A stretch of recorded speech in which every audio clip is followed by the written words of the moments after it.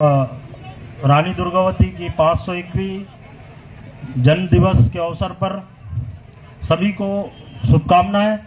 और आज इस मंच में उपस्थित माननीय संपत्ति दीदी, कैबिनेट मंत्री पीएचई और उपस्थित पूर्व विधायक देव सिंह सयाम जी, संजय कुशराम जी जिला पंचायत के अध्यक्ष, गोपाल साहब मरावी जी वरिष्ठ सामाजिक कार्यकर्ता और जयदत्त झा जी सांसद प्रतिनिधि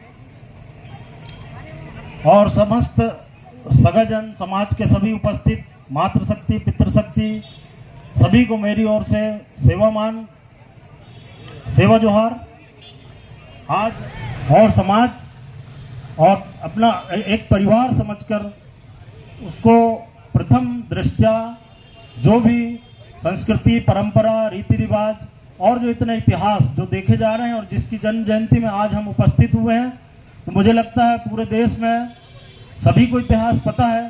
पहले आज से 30-35 साल पहले मुझे नहीं लगता कि अपने समाज के लोगों को पूरा इतिहास की जानकारी ऐसे जागरूकता हुई थी, लेकिन मैं मानता हूं कि दादा मरकाम की देन है। जब से मैं देख रहा हूं पिछले 35 सालों से, तो जो समाज में जागृति आई है वो कहीं ना कहीं सराहनीय और समाज के लिए एक महामानव का रूप लेकर दादा मरकाम ने जो जागरूकता अभियान चलाया, उससे आज समाज एकत्रित तो हुआ है। लेकिन सभी से मेरा आग्रह यह है वह संगठित होकर समाज का कैसे कार्य करे, एक राजनीति से ऊपर उठकर इस पे ध्यान देना होगा।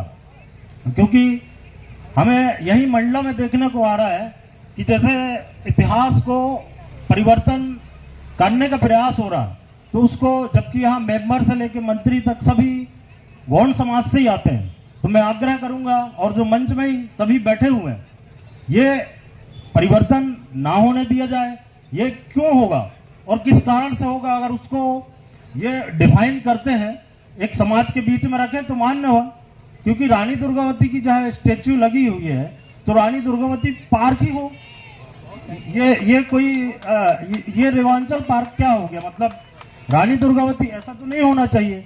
जैसे कि सबको पता, हम 5वीं क्लास में पढ़ते थे, राजा हृदय नगर का मेला, फिर वहां अचानक मचलेश्वर मेला हो गया।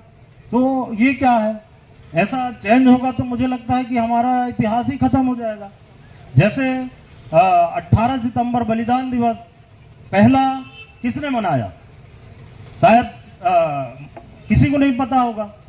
ये 1932 से जो महासभा काम कर रहा है समाज के लिए, गोंडवाना महासभा, तो वो हमेशा समाज के लिए कार्य करता है। लेकिन पता नहीं हमारे समाज के ही लोग इसका मंथन क्यों नहीं करते।